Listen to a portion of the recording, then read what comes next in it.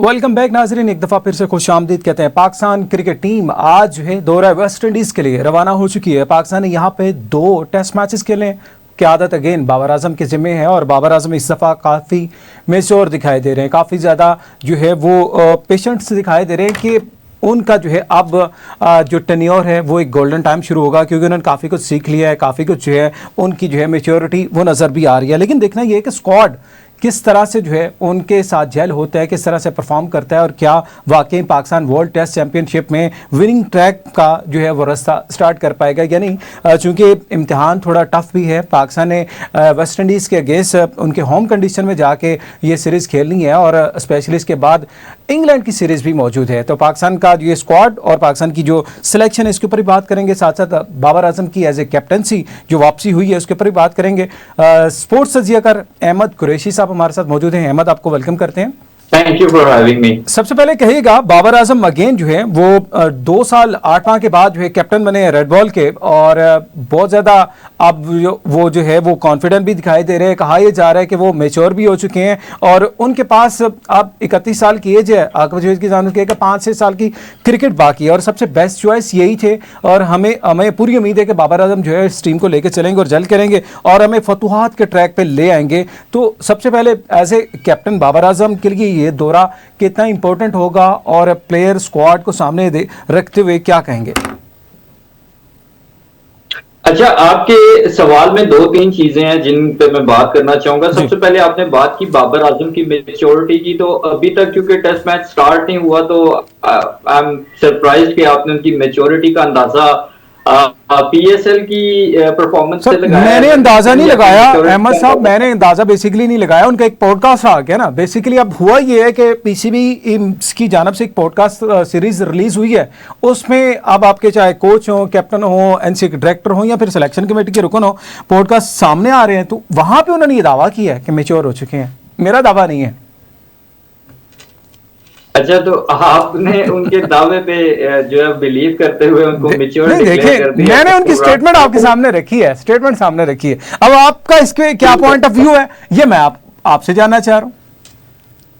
अच्छा, देखें, first of all Babar Azam को जो कैप्टन अपॉइंट किया गया है, में पाकिस्तान की क्रॉस फॉर्मेट सी परफॉर्मेंस पैथेटिक थी, चाहे ओडीआई हो, टेस्ट हो या T20 हो। हमारे सामने है कि जो परफॉर्मेंस है रिसेंट पास्ट की पाकिस्तान क्रिकेट टीम की, लेकिन खासतौर पर टेस्ट क्रिकेट की वजह से आकिब जावेद पे बहुत ज्यादा तनकीद हो रही थी और उनके तमाम साथियों पे। तो मेरे ख्याल में उन्होंने अब तनकीद की जो फोकस है वो अपने ऊपर हटाने के लिए बाबर आजम को कप्तान बना दिया है, ताकि सोशल मीडिया की जितनी भी डिबेट और डिस्कशंस हैं वो बाबर आजम कैप्टन बन गए हैं इस हवाले से हों और काफी हद तक वो कामयाब भी हो गए हैं अपने इस मकसद में। अगर हम इर्द गिर्द देखते हैं कहीं पे भी सोशल मीडिया पे या टीवी चैनल्स पे भी तो बाबर आजम की कप्तानी को लेके ही डिस्कशन हो रही है।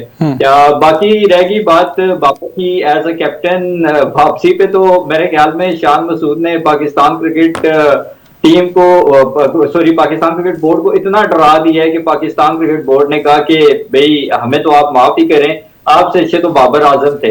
तो अगर 2-2.5 साल बाद भी पाकिस्तान क्रिकेट बोर्ड अपनी पिछली पॉलिसी पे गया है तो इट मींस हम क्रिकेट में आगे नहीं बढ़ रहे, हम पीछे ही जा रहे हैं। रिवर्स गियर लगा अगेन।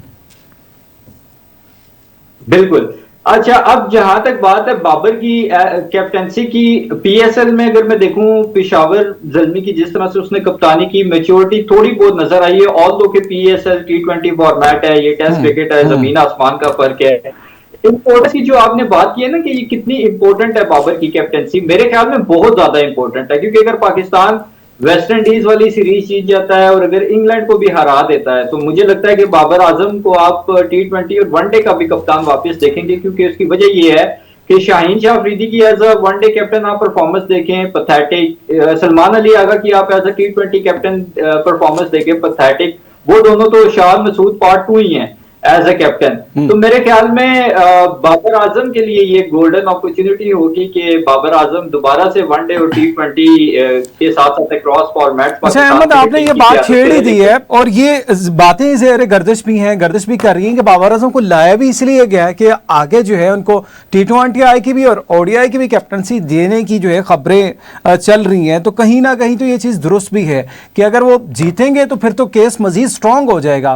अनफॉर्चुनेटली अगर रिजल्ट कोई समझ लें कि पॉजिटिव नहीं आता, चाहे कोई सीरीज ड्रॉ होती है या कोई इस तरह से आती है, तो फिर भी बात ये की जाएगी कि कैप्टनसी बहुत अच्छी हुई, मतलब फैसले बहुत अच्छे हुए, गो कि हम जीते नहीं, हम मतलब उस तरह का एक रिजल्ट नहीं आया। मतलब कहीं ना कहीं ये चीजें, ये एनवायरनमेंट तो क्रिएट हो चुका है कि उनको T20 आए और ओडीआई की कैप्टनसी के लिए भी जो है प्लान आउट किया जा रहा है। देखिए मेरे ख्याल में उनकी इस ये जो पीसीबी का अगर ये प्लान है, जैसा कि आप कह रहे हैं कि खबरें गर्दिश कर रही हैं, तो वो प्लान एग्जीक्यूट तब होगा जब टेस्ट में कोई अच्छी परफॉर्मेंस आएगी। बाबर की एज अ कैप्टन, जैसे मैंने कहा कि हम अगर वेस्ट इंडीज को हरा देते हैं या इंग्लैंड के अगेंस्ट ड्रॉ भी कर देते हैं तो एक विन विन सिचुएशन होगी बाबर आजम के लिए। बाकी देखिए जो आप बात कर रहे हैं ना कि हार भी गए तो कहेंगे कैप्टनसी तो अच्छी हुई है, तो ये तो अब से तो नहीं, हमने कल्चर डेवलप किया। पिछले 2-3 सालों में हमने क्या जीता है? कोई कुछ भी नहीं जीते। लास्ट आईसीसी ट्रॉफी हमने जीती थी 2017 की चैंपियंस ट्रॉफी। उसके बाद तो हमारे गले में यही डोल बजाया गया कि इसकी कवर ड्राइव जबरदस्त है, वो प्रीमियम फास्ट बॉलर है, ये छोटी मोटी टीमों को मार के B-C-D कैटेगरी के प्लेयर्स के अगेंस्ट परफॉर्म करके साल के आखिर में आईसीसी अवार्ड जीत जाते थे और रैंकिंग में नंबर 1 आ जाते थे। मुझे ये बताएं कि मेरी पाकिस्तान की जो क्रिकेट टीम है, ये पाकिस्तान ने कलेक्टिवली क्या जीता है क्रिकेट में?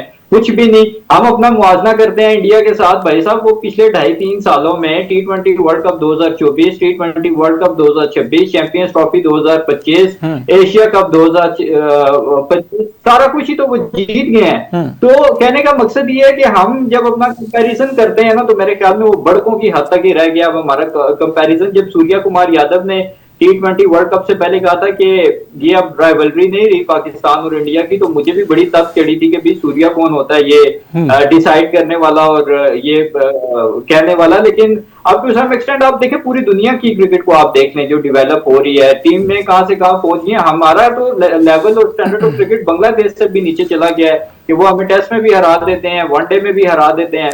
तो आई थिंक अब ये पाकिस्तान क्रिकेट बोर्ड को इमरजेंसी बेसिस पे फैसले करने पड़ेंगे। अगर बाबर को कप्तान लगाया तो एकदम से एक्सपेक्ट ना करें कि जो टीम बांग्लादेश से भी हार रही थी वो इंग्लैंड में जाके, आप कहीं ना कहीं यही कह रहे हैं कि मतलब टाइम देना होगा, मतलब हमें वेट करना पड़ेगा। पाकिस्तान क्रिकेट बोर्ड को तो नहीं, लेकिन शायकीन क्रिकेट को वेट करना पड़ेगा। मतलब जो भी रिजल्ट आएंगे आपने ऑन करना है बाबर आजम को और आपने टाइम देना है। और मैं ये गुज़िश्ता प्रोग्राम में ये बात कर चुका हूँ कि मतलब 2 साल 8 माह के बाद अगर आपने कैप्टनसी ली है और उसके बाद अगर हमें यही सबक दोबारा से पढ़ाया जाएगा कि मतलब आप वेट करें, सपोर्ट करें और साथ साथ जो है वो प्रमोट भी करें कि आप वही, अगर हम रिवर्स गियर की तरफ जा रहे हैं, मतलब 2-2.5 साल में आपने कोई कैप्टन तैयार नहीं किया, 2-2.5 साल में आपने कोई ऐसे प्लेयर जो है वो तैयार नहीं किए जो आपके फ्यूचर कैप्टनसी के लिए जो है वो कंसिडर किए जाते हैं। या फिर इसी तरह जिस तरह अभी आपने बात की है ना कि हमारे पास और कोई चॉइस नहीं है, मतलब वो खुद कह रहे हैं कि जी 31 साल एज है, 5-6 साल हमारे पास हैं अभी बाबर के, तो उसको हम जो है वो अच्छे तरीके से यूटिलाइज कर लें। मतलब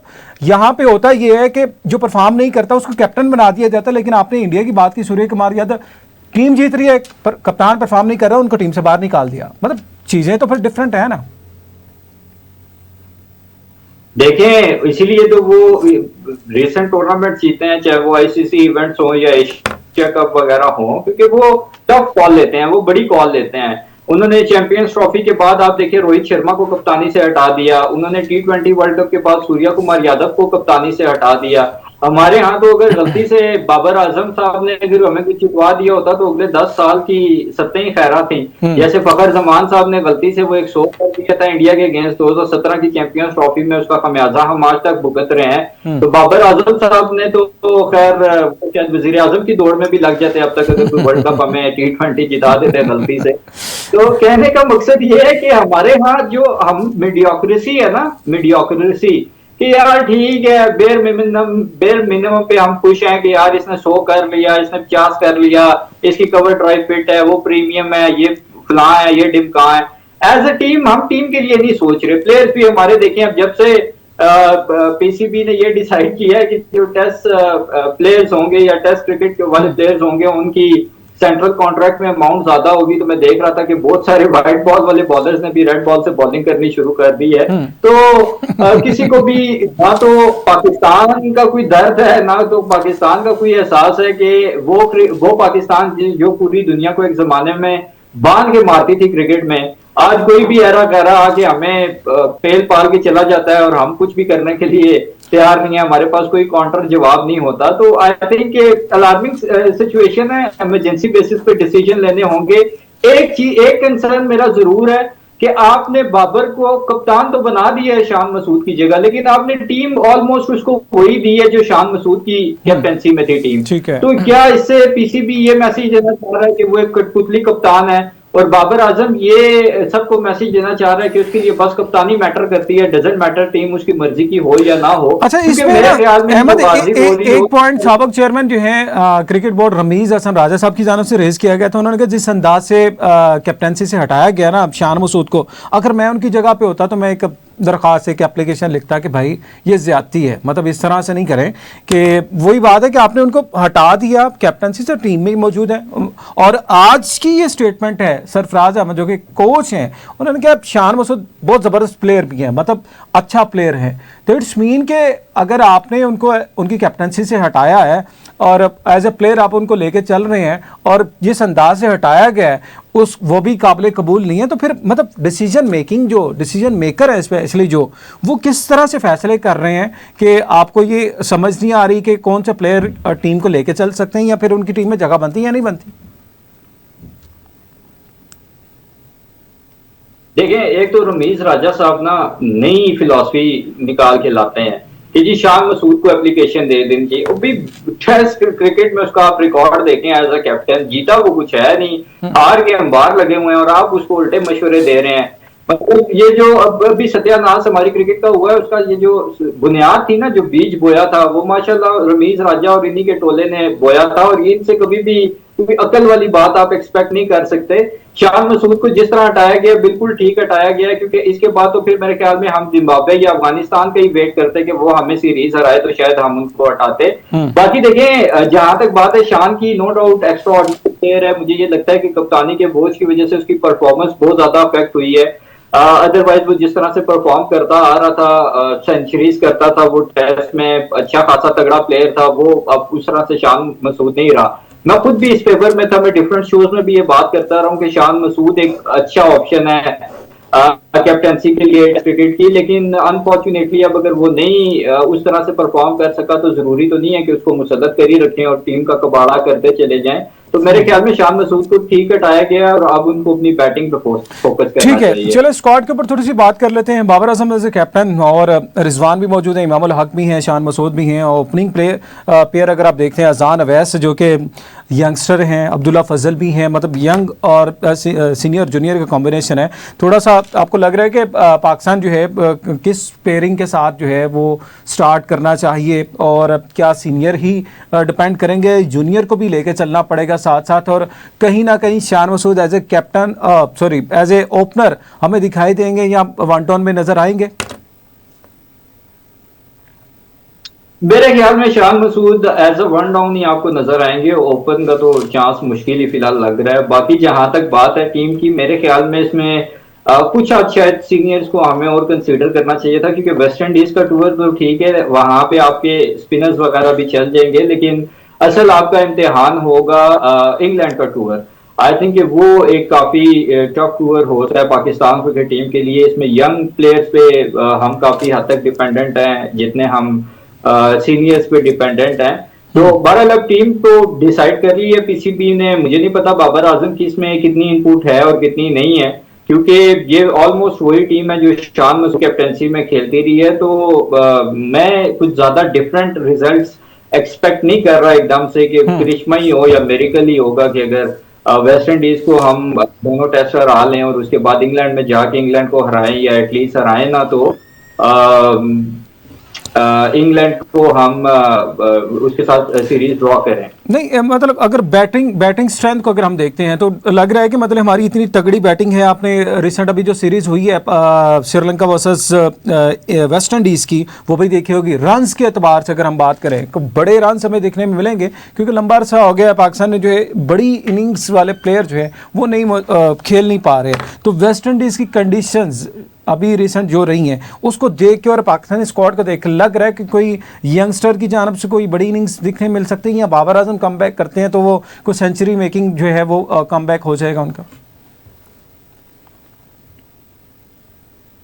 देखिए होना तो चाहिए, उसकी कोई 32-35 इनिंग्स हो गई हैं, अभी तक बाबर का कोई शो नहीं आया और सूखा ही पड़ गया उसके शो का। और आई थिंक कि अब वो क्योंकि कैप्टन भी बना है तो शायद उसको ये चीज कॉन्फिडेंस भी दे अप टू सम एक्सटेंट कि वो अब टीम को लीड कर रहा है फ्रंट से। और जैसे उसकी कैप्टनसी बहुत इंपॉर्टेंट है, उससे ज्यादा मेरे ख्याल में उसकी बैटिंग इंपॉर्टेंट है। और ये बात आपने बिल्कुल ठीक की है कि यंगस्टर्स को भी परफॉर्म करना पड़ेगा और यंगस्टर्स के लिए एक अच्छी अपॉर्चुनिटी है, उन पर ट्रस्ट किया गया और उनको कंटिन्यू किया गया है।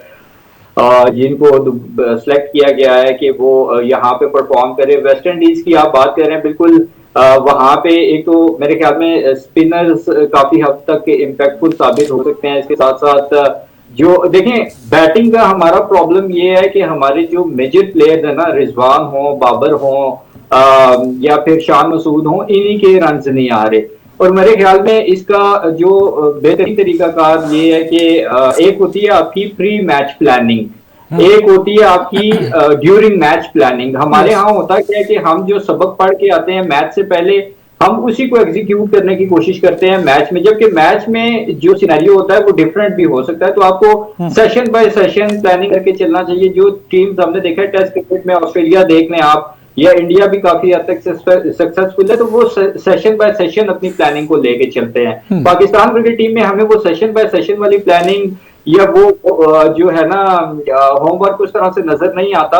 और आई थिंक कि टेस्ट क्रिकेट के लिए हमें सीरियस होना पड़ेगा, जितना हम टी20 के लिए सीरियस हैं, टेस्ट क्रिकेट को हमें अपनी पाकिस्तानी नेशन है उसका इंटरेस्ट डेवलप तभी होगा दोबारा से, क्योंकि बहुत सारे लोग इंटरेस्ट छोड़ चुके हैं ओवरऑल ही खैर क्रिकेट में, लेकिन टेस्ट क्रिकेट में क्योंकि ऐसा परफॉर्मेंसेज नहीं है, तो परफॉर्मेंसेज आएंगी तो लोग भी कनेक्ट कर सकेंगे। और ऑब्वियसली ऐसा क्रिकेट ही क्योंकि टेस्ट क्रिकेट है तो हमारे प्लेयर्स की भी वर्ल्ड वाइड इंपॉर्टेंस बढ़ेगी बिल्कुल उससे। सही है। आपने आगाज में बात की थी कि हमारे जो प्रीमियर फास्ट बॉलर हैं या प्रीमियर जो प्लेयर्स हैं ना, बहुत से अब जो है वापस कन्वर्ट हो रहे हैं रेड बॉल क्रिकेट में। उसकी रीज़न वही ट्रैक बेस्ड सिस्टम के जी, यहाँ पे आपको आएंगे तो फिर आपको जो उसकी पेमेंट है, मुआवजा जो है वो इंक्रीज हो जाएगा, बढ़ेगा। लेकिन हमारे जो अभी कैंप में मौजूद हैं, आमिर जमाल, खुर्रम शहजाद, उबैद शाह, मोहम्मद अली हैं और अब्बास, मोहम्मद अब्बास, ये जो है वो बॉलिंग कैंप में मौजूद हैं। स्ट्रेंथ, अगर बॉलिंग स्ट्रेंथ हम बात करें, हमेशा से पाकिस्तान बड़ी तगड़ी रही है, लेकिन पिछले 2-4 साल से हमने कोई इस तरह का जो कहते नहीं स्पीड स्टार वो तैयार भी नहीं किया और आगे हमें फ्यूचर में भी नज़र भी नहीं आ रहा। उबैद शाह ज़ाहिर अभी यंगस्टर भी हैं और तवक्कुआत उनके ऊपर उतनी नहीं है जितनी एक टाइम पर नसीम शाह के ऊपर हुआ करती थी। मतलब जिस तरह जब उन्होंने डेब्यू किया था बहुत ज़्यादा तवक्कुआत थी। तो क्या लगता है इस बॉलिंग कैंप में कौन सा तगड़ा हमारा जो है फास्ट बॉलिंग पेयर बन सकता है? मतलब कितनी मुश्किलात वेस्ट इंडीज़ टीम के लिए हो सकती हैं? आपने वहाँ की पावर हिटिंग कैंप यकीनी देखा होगा वेस्ट इंडीज़ का, वो चाहे उनके नंबर 10 पे आके बल्लेबाज खेला वो उसी तरह की पावर हिटिंग कर सकता है जिस तरह उनका ओपनिंग करता है। देखिए मेरे ख्याल में उबैद शाह को अगर खिलाया जाता है वो एक सरप्राइजिंग एलिमेंट हो सकता है। मोहम्मद अब्बास क्योंकि सीनियर है इन सब में बॉलिंग के लिहाज से, मुझे लगता है कि अब्बास का क्योंकि इंग्लैंड का काफी ज्यादा एक्सपीरियंस है काउंटी वगैरह का, तो वो वहां पे ज्यादा इम्पैक्टफुल साबित हो सकता है। वेस्ट इंडीज में इट डिपेंड्स कि पिच कैसी है, कंडीशंस उसके लिए फेवरेबल हैं या नहीं, लेकिन उबैद शाह की हद तक मैं ये जरूर कह सकता हूँ कि वो काफी हद तक सरप्राइजिंग एलिमेंट हो सकता है। खुर्रम शहजाद को कंटिन्यू किया जा रहा है, या है इन लोगों को काफी टाइम हो गया और इनकी परफॉर्मेंसेस को इनको बड़ा सीरियसली लेना पड़ेगा अपनी परफॉर्मेंसेस को, और कोशिश करनी होगी कि विनिंग कॉज में इनकी परफॉर्मेंसेस हों। तो ओवरऑल मुझे ऐसा लगता है कि सरप्राइजिंग एलिमेंट एक तो उबैद शाह जैसे मैंने कहा हो सकता है, और अब्बास और खुर्रम शहजाद इनकी जो बॉलिंग है वो काफी हद तक पाकिस्तान मोहम्मद के अली डेजी लिए नजर एक नहीं आ रहे बैकबोन आपको? साबित हो मतलब सकती है मोहम्मद अगर अली ये से की अच्छी। तवक्कुआत नहीं है? मोहम्मद अली अगर हम एज ए बॉलर उनको देखते हैं, बड़े लंबे पुराने भी हो चुके हैं, डोमेस्टिक में बड़ी ज्यादा परफॉर्मेंस दी है। देखें डोमेस्टिक में हमारी तो खैर विनर्स आके शो कर रहे होते हैं, तो डोमेस्टिक का तो खैर अब नहीं थे तो मेरे ख्याल है लेकिन मोहम्मद अली को मेरे ख्याल में थोड़ा सा हमें टाइम देना चाहिए। एकदम से बहुत ज्यादा एक्सपेक्टेशंस का बर्डन उन पे नहीं डालना चाहिए, क्योंकि मुझे ऐसा लगता है कि उनका थोड़ा सा प्रॉब्लम ये है कि वो जब राइट लाइन और लेंथ पे बॉल करते हैं नो डाउट उनको कामयाबी मिलती है। हमने पीएस भी देखा है डिफरेंट और जगहों पे भी जहां वो डोमेस्टिक में खेलते रहे देखा है, लेकिन समटाइम्स उनकी इतनी पैथेटिक बात होती है तो वो समझ ही नहीं आती कि मोहम्मद अली बॉलिंग कर रहे हैं या हारिस रऊफ बॉलिंग कर रहे हैं। तो आई मतलब थिंक कंपेयर कर रहे हैं हारिस के साथ। कंसिस्टेंसी सही। है लाइन और लाइन की, उनको मेक श्योर करना होगा कि वो राइट एरियाज में बॉलिंग बिल्कुल करें। ठीक है। अहमद, एक और पॉइंट आपने अभी रेज किया डोमेस्टिक की, मतलब डोमेस्टिक में जो परफॉर्मेंस होती है, मतलब वो क्या इस लेवल की, इस मेयार की नहीं है कि वो इंटरनेशनल में आके उसी तरह का जो है उसका रिस्पांस भी मिले। शाहनवाज धानी की बड़ी चर्चा है, मतलब कहा यह जा रहा है कि उनको होना चाहिए था। इसी तरह रोहेल नज़ीर का बड़ा तस्करा किया जा रहा था कि मतलब इतने पुराने भी हो चुके हैं, अभी तक उनको उस तरह से चांसेस मौके नहीं मिले। आपने गाजी गोरी को उठा के ले आए आप, और जो है यंगस्टर जो है विकेट कीपर को लेके आ रहे हैं, ऐड कर रहे हैं, लेकिन रोहेल नजर नहीं आ रही। इसी तरह अमाद भट्ट का भी एक टाइम पे बहुत ज़्यादा नाम रहा है कि डोमेस्टिक में बड़ी ज़बरदस्त परफॉर्मेंस करते आए हैं, लेकिन उनको जो है नेशनल टीम के साथ उस तरह से जैल नहीं किया गया, उतना मौके नहीं दिए गए। तो कहीं ना कहीं आप समझते हैं कि डोमेस्टिक के परफॉर्मर सिर्फ डोमेस्टिक तक ही रह जाते हैं, जो आते हैं नेशनल टीम में वो डायरेक्ट नेशनल टीम में ही लैंड करते हैं।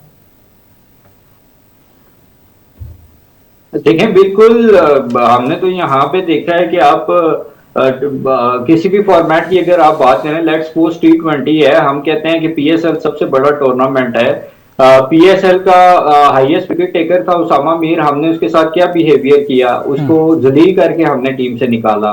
फिर PSL का विकेट हाईएस्ट विकेट टेकर बना सुफियान मुकीम, उसको तो लगता है कि ये सीरियसली नहीं लेते, वो बेचारा जितना भी परफॉर्म कर ले, चाहे प्रेसिडेंट कप हो, चाहे PSL हो, चाहे मर्जिंग एशिया कप हो, जहां जहां उसको खिलाया वो टॉप विकेट टेकर रहा। लेकिन फिर भी क्योंकि आपने शादाब साहब को सेट करना था, इसलिए जैसे अबरार को बाबर साहब अपनी कप्तानी में पूरी दुनिया घुमाते रहे मुफ्त में, लेकिन उसको खिलाना गवारा नहीं किया, कहीं परफॉर्म कर गया तो शादाब की जगह इनसिक्योर ना हो जाए। सुफियान के साथ वही चीजें चल रही हैं। कामरान गुलाम को आप देख लें, वो बेचारा परफॉर्म कर कर कर करके, लेकिन उसको उठा के हमने किस तरह से जलील करके बाहर निकाला। तो हमारी तो ये एक ट्रेडिशन है, आप अंदाजा लगाएं हमारी अकलों का कि हमारी वो टीम जो ऑस्ट्रेलिया में, जब ऑस्ट्रेलिया को वनडे सीरीज हराती है, साउथ अफ्रीका को साउथ अफ्रीका में व्हाइट वॉश करती है, हम चैंपियंस ट्रॉफी से पहले उस टीम को छेड़ देते हैं, विनिंग कॉम्बिनेशन छेड़ के 4-5 प्लेयर हमने आगे पीछे कर दिए। तो हमारी जो सेंस है वो पता नहीं, जो हमारे यहाँ कल्चर शुरू हो गया है दामाद सुसर वाला। मैं तो कहता हूँ कि अगर इनको इतना दामाद सुसर खेलने का शौक है तो अपनी एक साल प्रीमियर लीग करा लें, जो सुसर है उसमें मेंटोर लग जाए और दामाद उसमें। सर एक लीग हुई तो थी, एक लीग हुई थी, वो भी जो है फ्लॉप तरीन शो साबित हुआ था, उसके बाद वो लीग भी बंद हो गई। आपको पता है बहुत ज़्यादा एक्सपेरिमेंट किए जाते रहे यहाँ पे, बहुत से स्ट्रक्चर लाए जाते हैं लेकिन चेंज हो जाते हैं। बहरहाल थोड़ा सा आगे बढ़ते हैं, ये चीज़ें तो डेफिनेटली पाकिस्तान टीम के साथ मौजूद हैं ही हैं। और अब एक ऐसे मौके पे एक रिजाइन आता है, इस्तीफा आता है शेन मैकडरमट का, जो फील्डिंग कोच है पाकिस्तान के। मतलब कहीं ना कहीं आपको लग रहा है कि दरारें पड़ रही हैं माइक हेसन की जो एक कैंप था वहाँ पे भी आके, और ये फील्डिंग में बेहतरी दिखाई दे रही थी। अब ऐसे मौके पे जब टीम ट्रैवल कर रही है तो फील्डिंग कोच की जानब से रिजाइन आता है, तो क्या किस तरह से देखते हैं, खुशाइंद है या फिर यहाँ पे कोई थोड़ी सी हमें हवा जो है वो बदलती हुई दिखाई दे रही है?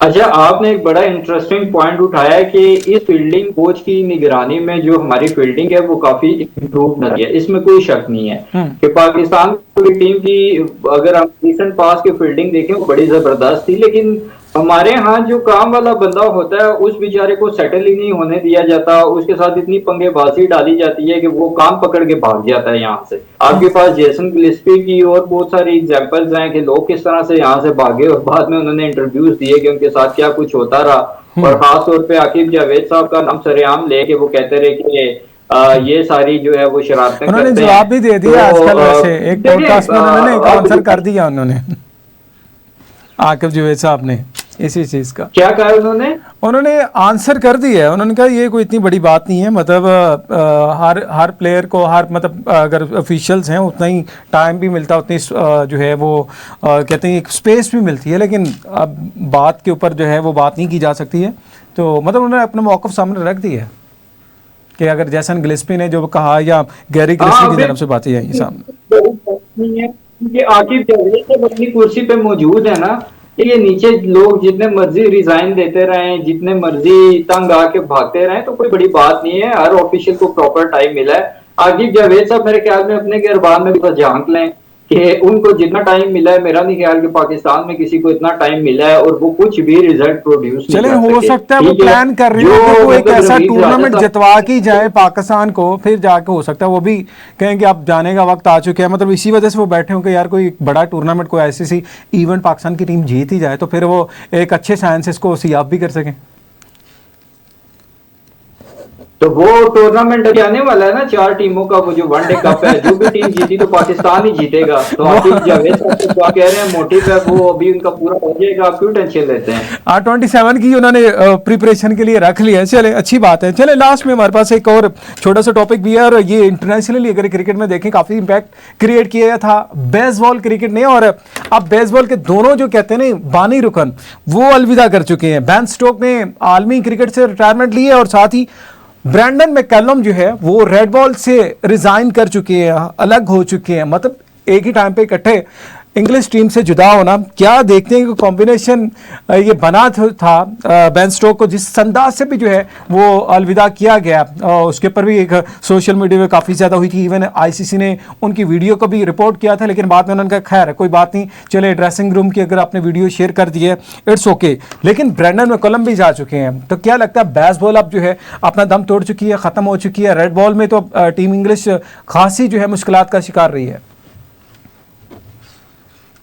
अच्छा, एक तो ब्रैंडन मैककलम ने 4 साल गुजारे हैं as a test head coach England के, और मेरे ख्याल में उनका जो डिबैकल था उनके दौर में इंग्लैंड क्रिकेट का, वो मेरा नहीं ख्याल कि इंग्लैंड क्रिकेट की हिस्ट्री में इतना बड़ा डिबैकल या डाउनफॉल आया हो। और उसकी सबसे बड़ी वजह यह है कि उन्होंने जो टेस्ट क्रिकेट के साथ बदतमीजी और छेड़खानी करने की कोशिश की बेसबॉल के नाम पे। देखें, टेस्ट क्रिकेट को खेलने की एक तमीज होती है, ठीक है, उसको खेलने का एक डेकोरम होता है। अब आप मुंह उठा के ऐसे उल जुलूल शॉट्स मार के और तेज तेज खेलने के चक्कर में कि हम तो दिन में 10 विकेटें भी ले सकते हैं और 500 रन भी कर सकते हैं, उस चक्कर में आप एशेज भी हारे, आप अपने घर में भी कोई सीरीज जीतना आपके लिए मुहाल हो गया। तो आई थिंक कि बहुत इनफ टाइम मिला है। ऑल दो के भी एशेज के बाद बातें हो रही थी कि उनको हटा देना चाहिए, फिर आई थिंक ईसीबी ने उन पे एतमाद किया, उनको कंटिन्यू किया। लेकिन अभी न्यूजीलैंड के अगेंस्ट आप उनकी परफॉर्मेंस देख लें तो बिल्कुल अब ठीक फैसला हुआ है उनको हटाने का। ऑल दो व्हाइट बॉल में वो कंटिन्यू करेंगे एज अ हेड कोच, और मेरे ख्याल में व्हाइट बॉल में आहिस्ता आहिस्ता इंग्लैंड के रिजल्ट्स में इंप्रूवमेंट भी नजर आ रही है। जहां तक बात है बेन स्टोक्स की, तो मेरे ख्याल में बेन स्टोक्स साहब का जब से उन्होंने क्रिकेट खेलनी शुरू की है, एक तो उनका डिप्रेशन ही खत्म नहीं हो रहा था, फिर उनका जो है वो कभी इनको क्या मसला होता था, कभी क्या मसला होता था, इतनी उन्होंने क्रिकेट नहीं खेली जितने उनके साथ मसले मसाइल थे। तो आई थिंक ये भी अपनी टीम के बैड बॉय थे ना, क्रिकेट से रिटायर। ठीक है। चले, बहुत शुक्रिया। अहमद कुरैशी साहब हमारे साथ मौजूद थे। हाँ जी जी, ऐड कर ले, पॉइंट ऐड कर ले जी। जी मैंने